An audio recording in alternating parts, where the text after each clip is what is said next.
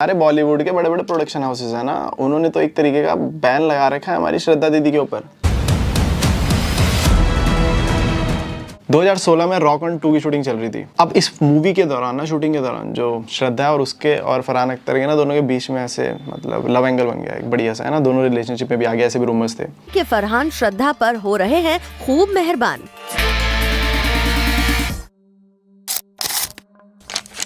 श्रद्धा कपूर इकलौती एक ऐसी एक्ट्रेस है भाई जो ना हर किसी को पसंद है सच में। चाहे फिर एक्टिंग की बात कर लो, चाहे तुम ऐसे खूबसूरती की बात कर लो, चाहे तुम व्यवहार की बात कर लो, श्रद्धा कपूर टॉप पर है भाई कि कितनी प्यारी लड़की है। मेरी तो फेवरेट थी काफी सालों से। मेरे को ना एक क्वेश्चन बार बार तंग कर रहा था कि ऐसा क्या हो सकता है कि श्रद्धा इतना बड़ा नाम नहीं बन पाई, क्योंकि भैया ऐसे सुनने में आ रहा है कि शायद 40 की होने वाली है, एग्जैक्ट एज तो नहीं पता, बड़ा नाम बनी क्यों नहीं। तो फिर मैंने ना ऐसे सर्च वर्च मारा तो पता लगा भैया कि जो हमारे बॉलीवुड के बड़े बड़े प्रोडक्शन हाउसेस है ना, उन्होंने तो एक तरीके का बैन लगा रखा है हमारी श्रद्धा दीदी के ऊपर। नहीं तुम सोच के देखो कि श्रद्धा जैसी खूबसूरत लड़की इतनी हिट पे हिट देने के बाद भी, शक्ति कपूर की लड़की, ऐसा कैसे हो सकता है कि इतने बढ़िया बढ़िया प्रोजेक्ट्स, इतने बड़े बड़े प्रोडक्शन हाउसेस, इतने बड़े बड़े बैनर की फिल्में इसको मिल ही नहीं रही है। वो बैक टू बैक सारा अली खान ये सभी ले जाई जा रही है, जानवी कपूर, अनन्या पांडे। इस वीडियो में अपन इसी के ऊपर बात करने वाले हैं। बाकी मेरा बॉलीवुड वालों को जो प्यार होता है तुम्हें पता ही है, कुछ ज्यादा खतरनाक है। मैंने बहुत वीडियोस बना रखी है, मेरे को बड़ा मजा आता है अच्छा फाड़ने में। तो ये 2 वीडियोस अभी लेटेस्ट में बनाई है, जाकर देखना जरूर, ठीक है। यशराज फिल्म्स जो है ना भैया, ये बॉलीवुड का बहुत बड़ा नाम है, जिसके बारे में हम सोच भी नहीं सकते। मतलब जितनी भी खतरनाक फिल्म है ना, बड़ी बड़ी, चाहे धूम ले लो, डीडीएलजे ले लो, मतलब और भी बहुत सारे नाम, मतलब बहुत बड़ा प्रोडक्शन हाउस है, तो इससे बैर नहीं करना चाहिए था। तो इसके साथ कैसे अनबन हो गई? इसके साथ अनबन ऐसे हो गई कि 2011 में अपने बॉलीवुड की शुरुआत की थी श्रद्धा कपूर ने मूवी लव का द एंड के साथ, ठीक है, वायरएफ के साथ। अब ये फिल्म जो थी ना वो फ्लॉप हो गई, बट वायरएफ क्या करता है कि ना उसके जो कॉन्ट्रैक्ट के टर्म्स एंड कंडीशंस है ना, वो थोड़ी सी स्ट्रिक्ट है। तो वो ना पहले ही 3 मूवीज का कॉन्ट्रैक्ट साइन करा लेता है कि भैया 3 फिल्म तो हमारे साथ करनी ही पड़ेंगी। अब श्रद्धा के साथ भी कराई, वैसे रणवीर सिंह के साथ भी कराई थी, हर किसी के साथ कराता है जिसको लॉन्च करता है ना। अब क्या हुआ कि श्रद्धा के साथ ये जो पहली फिल्म निकाली 2011 में लव का द एंड, ये होगी फ्लॉप। इसके बाद श्रद्धा को एक मूवी का ऑफर आता है जो कि थी आशिकी 2। अब आशिकी 2 का तो हम सबको ही पता है, बट वायरएफ का भी जो दूसरी फिल्म भी अब करनी है, 3 फिल्मों का कॉन्ट्रैक्ट था ना, तो दूसरी फिल्म जो थी औरंगजेब, उसका ऑफर भी साथ के साथ चला जाता है श्रद्धा को कि हाँ भैया चलो हमारी दूसरी फिल्म करो, अभी तो एक ही करी है, 2 और करनी है। अब यहाँ पे ना डाइसी सिचुएशन होगी श्रद्धा के लिए कि औरंगजेब को हाँ बोलूं या आशिकी 2 को हाँ बोलूं, जबकि कॉन्ट्रैक्ट में तो वायरएफ के साथ फंसी हुई है, तो औरंगजेब को हाँ बोलना चाहिए था।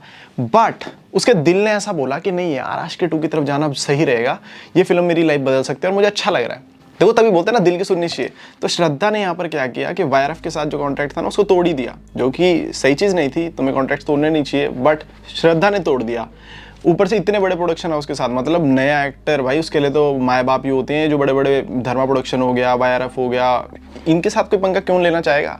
बट श्रद्धा ने अपने दिल की सुनी और आशिकी 2 की तरफ चल पड़ी, जो कि एक बहुत बड़ी हिट गई भैया, और आज तक उसको आरएयू के नाम से जाना जाता है। बट वायरएफ का हो गया मूड खराब। उन्होंने बोला ये इसने हमारे साथ कॉन्ट्रैक्ट तोड़ दिया। यहाँ से ना वायरएफ का दिमाग खराब हो गया।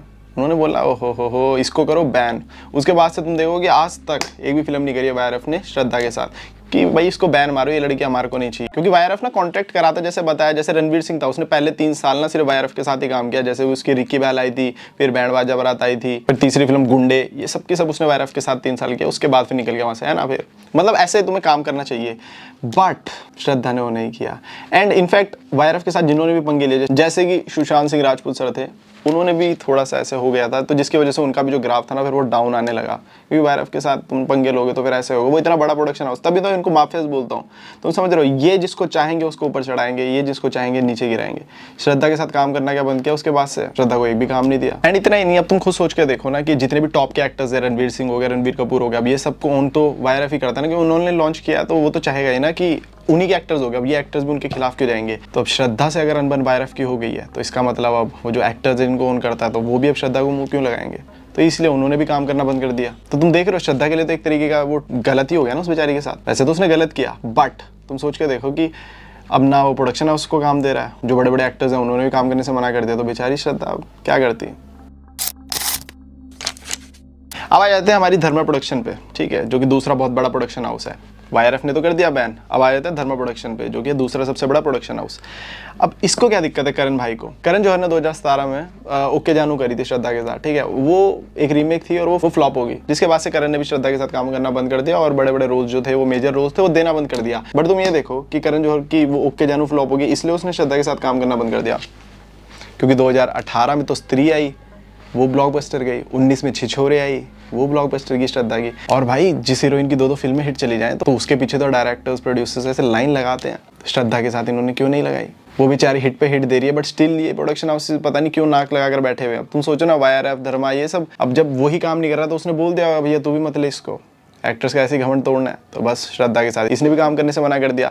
अब धर्मा प्रोडक्शन जो कि जाना जाता है कि हाँ भैया वो तो लॉन्च करता है भाई न्यू एक्टर्स, न्यू टैलेंट्स को, अब वो सारे के सारे अपनी जितनी मूवीज आ रही है उनमें आलिया को ले रहा है, अनन्या पांडे को ले रहा है, जानवी कपूर, शनाया, आजकल इब्राहिम और वो खुशी कपूर, मतलब जितने भी ये है ना नेपो किड्स, इन सबको धर्मा प्रोडक्शन अपनी मूवीज के अंदर लेते हैं और बैक टू बैक इनको मूवीज पे मूवीज मिलती रहती हैं, चाहे फ्लॉप पे फ्लॉप ही क्यों ना दे। सारा अली खान को देख लो, किसी को भी देख लो, जानवी कपूर को देख लो, बैक टू बैक मूवीज मिलती रहती हैं जस्ट बिकॉज क्योंकि इनों के कॉन्टेक्ट्स अच्छे हैं। और श्रद्धा कपूर को इनमें से कोई भी प्रोजेक्ट नहीं मिल रहा है, बताओ, वो बेचारी, जबकि वो बैक टू बैक हिट्स दे रही है, लेकिन इनमें से किसी भी फिल्म पे उसको पार्ट ही नहीं बनाया जा रहा है। स्टूडेंट ऑफ द ईयर 2 के अंदर भी पहले श्रद्धा का नाम डालना था, लेकिन नहीं, उससे भी हटा के तारा सुतारिया का डाल दिया। ऐसे बहुत सारे प्रोजेक्ट्स में से रिप्लेस करते रहते हैं नाम को, जब इनों के साथ बिगड़ जाते हैं ना, ये मान लेते हैं कि हमें इसको तो नहीं ऊपर लेकर जाना है, तो ये सबके सब ऐसे गैंग अप करते हैं, क्योंकि इनों का उठना बैठना भैया पार्टीज में, प्राइवेट अपने बड़े बड़े जो माफियाज हैं, तो वहीं पे बात करते हैं अच्छा ये एक्ट्रेस ज़्यादा फुदक रही है, इसको नहीं लेना भाई, इसको हटाओ, तू भी काम मत दे, तू भी काम मत दे, तू भी काम। तो वैसे हम सबकी प्यारी श्रद्धा कपूर, उसको नहीं मिला भैया धर्मा से भी काम। धर्मा प्रोडक्शन की यार वो जो लेटेस्ट फिल्में आई थी, ब्रह्मास्त्र मान लो, इसके अलावा रॉकी की रानी मान लो, इन सब के अंदर श्रद्धा का नाम था, क्योंकि वो परफेक्ट फिट थी इन रोल्स के लिए। लेकिन तुम समझ रहे हो कि इतने बड़े बड़े प्रोजेक्ट्स में से उसका नाम हटाया और किसी में आलू को डाल रहे हैं, किसी में किसी को डाल रहे हैं, जानवी को डाल रहे हैं, तो ऐसे कैसे बेचारी सर्वाइव करेगी, जबकि हिट पे हिट फिल्म दे रही है, एक्ट्रेस भी इतनी तोड़ू है, बट क्या करें, जब प्रोडक्शन हाउस ये सब माफियाज ही आगे नहीं आने दे रहे तो बेचारी क्या करती। मेरे को तो बड़ा बुरा लगा भाई, सच में मेरे को तो बड़ा अजीब लगता था कि यार श्रद्धा कपूर के अंदर तो पूरा टैलेंट है, उसके बावजूद भी क्यों नहीं चढ़ाया जा रहा। अब तुम जॉन इब्राहिम देख लो, ये बहुत सारे नाम हैं। अब जैसे श्रद्धा की तो बैक स्टोरी मैं अब तुम लोगों को बता रहा हूँ, बट मेरे को क्या पता, क्योंकि जॉन के अंदर भी बहुत टैलेंट है, कहीं ना कहीं ऊपर वालों ने इन्होंने इसको भी दबाया होगा। और भी बहुत सारे एक्टर्स जैसे तुम सोचते होगे ना कि ये कैसे यार ये इतने टैलेंटेड हैं, इनका नाम क्यों नहीं, क्योंकि भैया ये सारे के सारे प्रोडक्शन हाउसेज उल्लू के पट्टे गिने चुने। अर्जुन कपूर साला फ्लॉप पे फ्लॉप देने के बाद आज भी टिका हुआ है मार्केट में, मेरे को समझ में नहीं आ रहा है। वहीं श्रद्धा जैसे टैलेंटेड एक्ट्रेस से प्रोजेक्ट्स छीने जा रहे हैं। अब बात कर लेते हैं तीसरे सबसे बड़े प्रोडक्शन हाउस की, जो है एक्सेल एंटरटेनमेंट। श्रद्धा की किस्मत ही खराब चल रही है, मेरी क्यूटी पाई की मैं क्या बोलूं। 2016 में रॉक ऑन 2 की शूटिंग चल रही थी।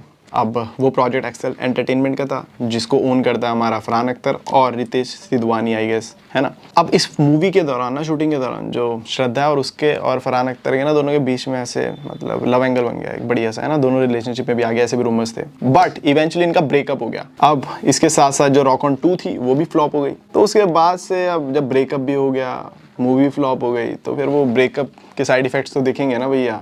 तो एक्सेल एंटरटेनमेंट ने भी काम देना बंद कर दिया श्रद्धा को। बताओ, इसमें तो कोई गलती भी नहीं बेचारी की यार, बस वाईआरएफ में थोड़ा सा दिक्कत आई थी कि चलो कॉन्ट्रैक्ट ब्रीच कर दिया था, क्योंकि दिल ने बोला भाई आशिकी 2, जो कि बहुत प्यारा डिसीजन भी था, जबकि खुश होना चाहिए था वाईआरएफ को कि यार हमारे बॉलीवुड की लड़की है, देखना शक्ति कपूर की लड़की है साहब की, बट नहीं, उन्होंने सालों ने बॉयकॉट मारा, धर्मा ने भी मारा, अभी एक्सेल एंटरटेनमेंट ने भी, ये कि फरहान अख्तर के साथ ब्रेकअप हो गया, मूवी फ्लॉप हो गई, तो चलो इसको हटाओ, इसको कर दो भाई बॉयकॉट।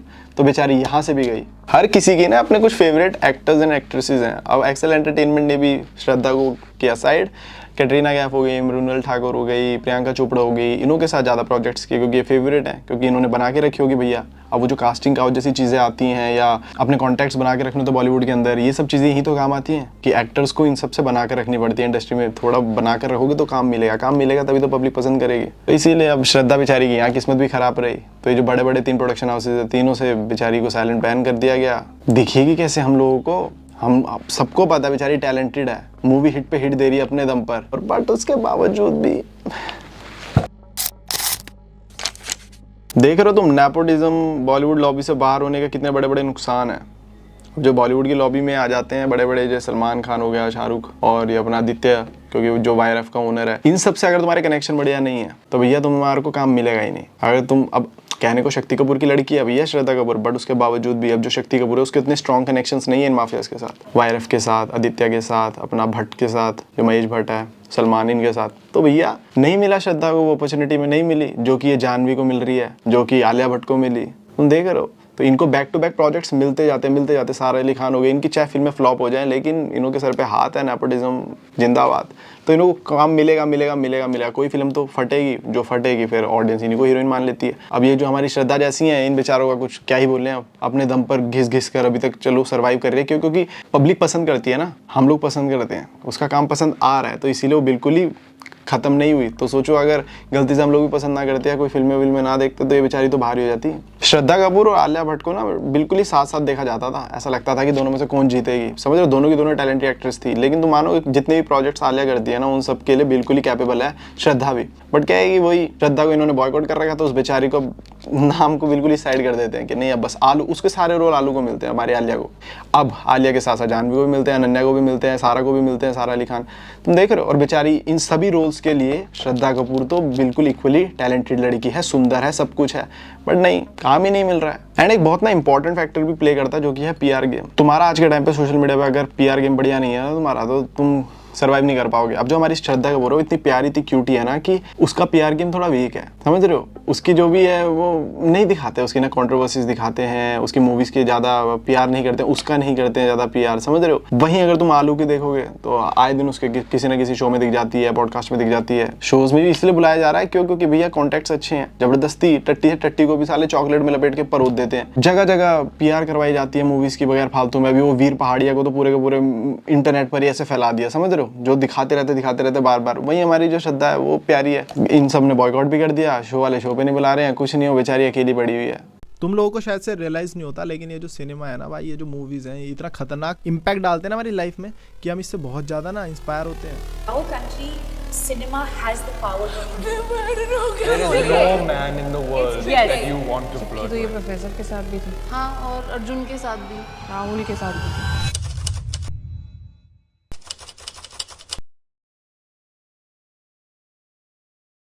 देखो, फेमिनिज्म का मतलब होता है इक्वालिटी, जो लड़कियों के हक के लिए बात करे, इक्वालिटी के लिए बात करे कि जितने अधिकार लड़कों के हैं उतने लड़कियों के होने चाहिए, 50-50 बराबरी।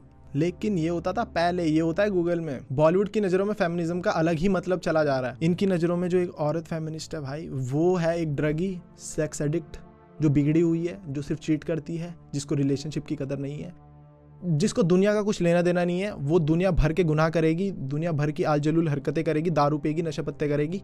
ये है उनकी नज़रों में एक ट्रू फेमिनिस्ट। लड़कियों और औरतों के लिए तो बॉलीवुड ने ये बना दिया फेमिनिज्म का मतलब, वहीं मर्दों के लिए बना दिया इंसल्ट करने का तरीका। मर्द है सिर्फ और सिर्फ एक इंसल्ट करने के लिए मूर्ति। चलो एग्जांपल्स के थ्रू समझते हैं। कबीर सिंह फिल्म आई थी, उसके अंदर कबीर सिंह प्रीति को लेकर पॉजेसिव था, तो वो दिखा दिया सबने एक टॉक्सिक मैस्कुलिन आदमी। वहीं फिर वीरे दी वेडिंग आती है, जहां पर करीना कपूर, स्वरा भास्कर, पूरी की पूरी फिल्म अगर तुमने देखी हो तो सिर्फ गाली गलौज चलता है। वो लड़कियां उस फिल्म के अंदर दारू वारू पी रही हैं, वो लड़कियां उस फिल्म के अंदर सिर्फ सेक्स कर रही हैं, चीट कर रही हैं अपने पार्टनर्स को दबाकर, किसी की सुन नहीं रही हैं। उनकी इस गंदी लैंग्वेज को, इस टॉक्सिक बिहेवियर को भैया बॉलीवुड ने दिखा दिया एक बोल्ड फेमिनिज्म। ये होता है फेमिनिस्ट लड़कियां, ये होती है इंडिपेंडेंट वुमन।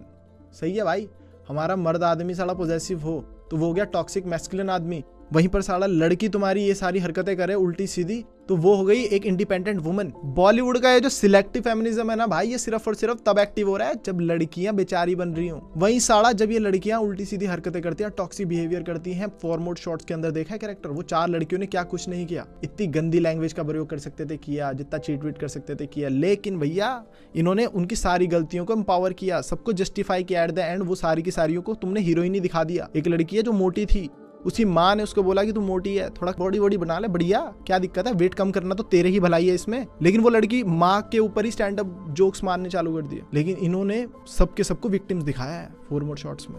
उनको कोई कुछ नहीं बोल सकता, उनको कोई मर्द नहीं बताएगा कि उनको क्या करना है। अरे चीटिंग तो चीटिंग होती है, उसमें मर्द औरत कहाँ से आ गई, गलत तो गलत है, बट वही बात हो गई ना, मर्द करे तो टॉक्सिक, औरत करे तो इंडिपेंडेंट वुमन, लिबरेटेड वुमन। ये यही दिखाई जा रहे हैं बगैर फालतू में, गलती नहीं दिखाते साले औरत की। एक फिल्म है लिपस्टिक अंडर माय बुरखा, फेमिनिस्ट औरतों के हक की बात हुई है उसमें भी। और क्या बात हुई है उसमें ना, वो 60 साल की आंटी जो है वो एक हनी ट्रैप करती है यंग लड़के को, चैटिंग वैटिंग करती है, बढ़िया है भाई, आंटी के भी अपने डिजायर हैं। जब रियलिटी में मिलने की बात आती है दोनों की, लड़के और लड़की की, तो भैया वो जो लड़का आएगा तो वो 60 साल की औरत को देखेगा तो उसका मूड खराब हो गया। उसने बोला भाई मेरे साथ तो धोखा हुआ है, मुझे तो बताया ही नहीं इसने कि ये बुढ़ी है। ऊपर से भैया वो गुस्से में चला गया वहां से, बेसिकली वो विक्टिम है ना भाई। लेकिन फिल्म में क्या दिखा दिया कि वो आंटी ही विक्टिम है, उसके साथ बुरा हुआ है। उसके साथ कैसे बुरा हुआ है?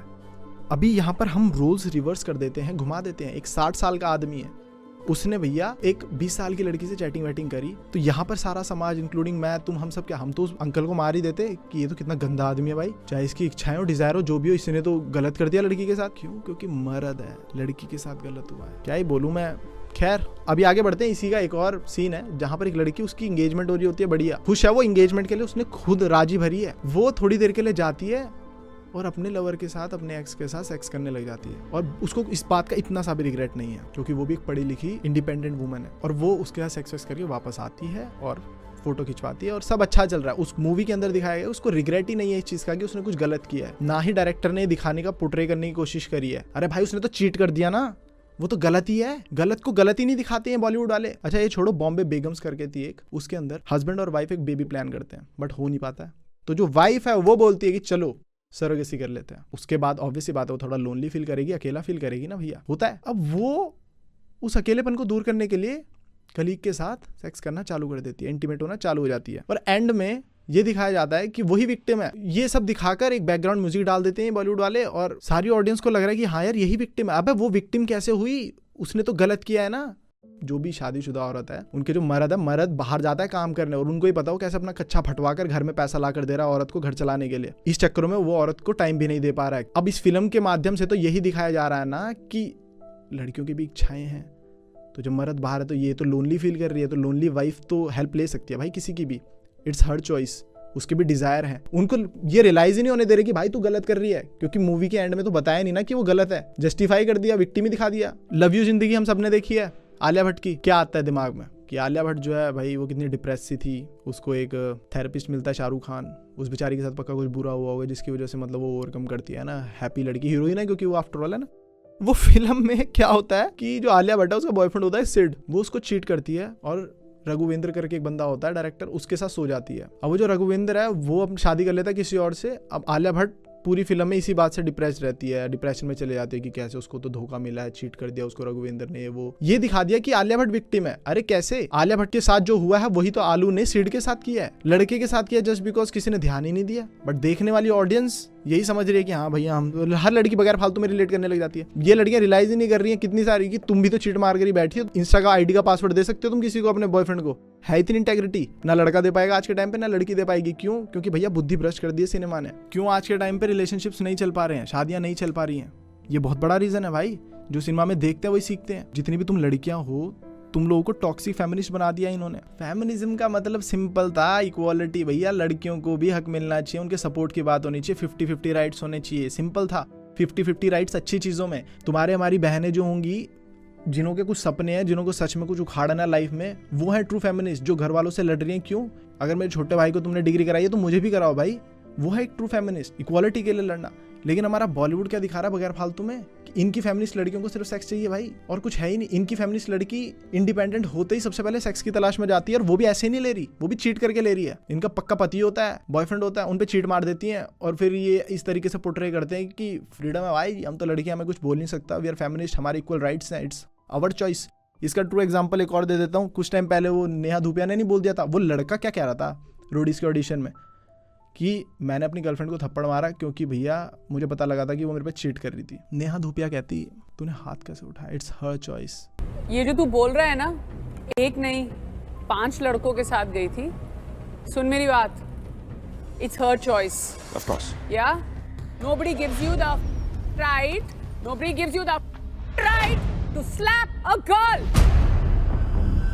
अब तुम्हारे आइडल ये जो सिलेब्स हैं यही ये सब बातें बोलेंगे तो तुम यही सीखोगे ना कि चीट करना तो नॉर्मल है। अब वो स्टेटमेंट चलो आउटरीच बहुत तगड़ा निकला और नेहा धूपिया को सबको बहुत ज़्यादा सुननी पड़ी इस चीज़ पे, बट इनकेस अगर वो आउटरीच ना निकलता तो लड़कियां जो रोडीज वोडीज देखती हैं जो ये, तो उनके दिमाग में तो यही आती है ना पहली चीज़ की, अरे भाई मतलब चीट वीट करना ठीक है, ये हमारी चॉइस ही तो होती है। जब नेहा मैम कह रही है तो कर सकते हैं। अब भाई चीटिंग तो गलत ही होती है, लड़का करे लड़की करे। जो सच वाला फेमिनिज्म है उस रास्ते पे जा रहा है, बॉलीवुड सारा उल्टा ही चल रहा है। अभी मिसिस जो फिल्म आई है तुम उसी का देख लो ना यार, उसमें क्या दिखाया गया है, वो इतना आउटरीच क्यों हो रहा है बगैर फालतू का। अब मिसिस देखने के बाद कितनी सारी लड़कियां हैं उनका दिमाग खराब हो गया बगैर फालतू में। एक इन्फ्लुएंसर है उसने पोस्ट तक डाल दी, उन्हें डाला कि यार मेरी बीवी ने मिसिस देखी और अब वो मुंह फुलाकर बैठी है गुस्से में मेरे से एक दिन से, और उसने बोला कि यार ये गुस्से में क्यों है, क्योंकि इसको पराठे मैं बनाकर खिला रहा हूँ।